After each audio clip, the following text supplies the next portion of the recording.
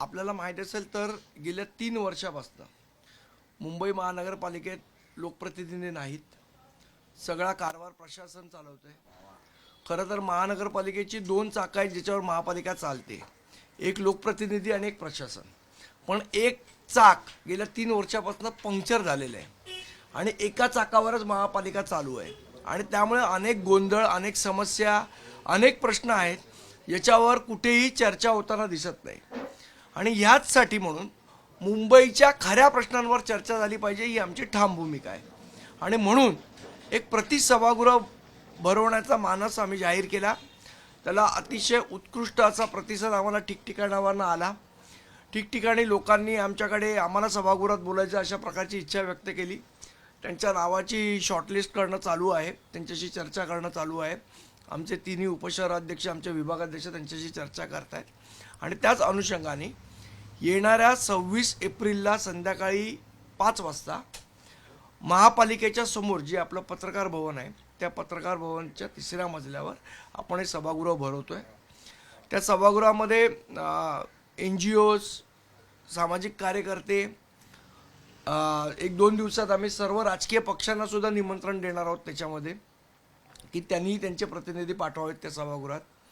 महापालिका आयुक्तांना सुद्धा आम्ही विनंती करणार आहोत की त्यांनी किंवा त्यांचा प्रतिनिधी हा सभागृहात पाठवावा, जेणेकरून लोकांच्या काय समस्या आहेत त्यांच्याही कानावर जाईल. त्याचे मिनिट्स तयार होतील. ते मिनिट्ससुद्धा आम्ही महापालिकेला देऊ. या सभागृहात प्रामुख्याने 3 विषयांवर चर्चा होईल. ते 3 विषय आहेत मुंबईचे सर्वात महत्त्वाचे. एक रस्ते, दुसरं आरोग्य आणि तिसरं आपत्कालीन व्यवस्था. या 3 विषयावर चर्चा होईल. त्याचप्रमाणे प्रतिमहापौर जे असतील त्यांच्या संमतीने आयत्या वेळचे काही विषय जर कोणी मांडले तर त्यांनी जर संमती दिली तर त्या विषयावर सुद्धा चर्चा होईल. आतापर्यंत साधारण किती जणांशी संपर्क झालेला आहे आणि किती साधारण असं आहे की जवळजवळ 100 ते 150 लोकांनी आम्हाला संपर्क साधलेला आहे. पण एवढ्या सगळ्यांना बोलता येणं शक्य नाही. त्यामुळे आम्ही 15 ते 20 जण या सभागृहात, 15 ते 20 जण पुढच्या सभागृहात, 15 ते 20 जण त्याच्या पुढच्या सभागृहात अशा पद्धतीने त्याची विभागणी करतोय. कारण प्रत्येकाला जरी आपण 5 मिनटं दिली आणि 20 लोक जरी बोलली तरी ती 120 मिनटं म्हणजे जवळजवळ 2 तास जातात. आणि 5 मिनटं बोलल्यावर 5च मिनटात होतं असं नाही.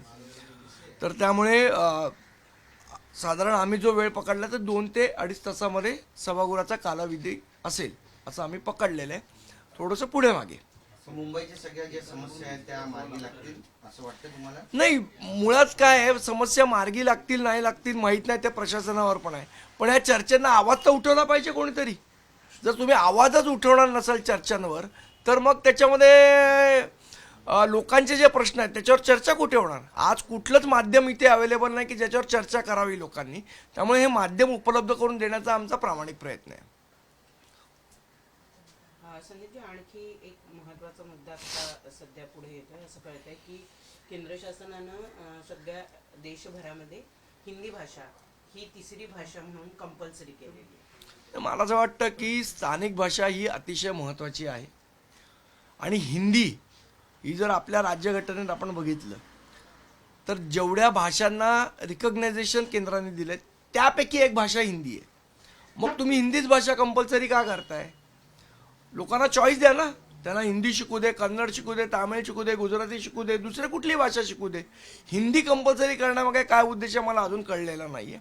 आणि ती का कंपल्सरी करावी याचं कारणही कळलेलं नाही. ABP माझा, उघडा डोळे बघा नीट.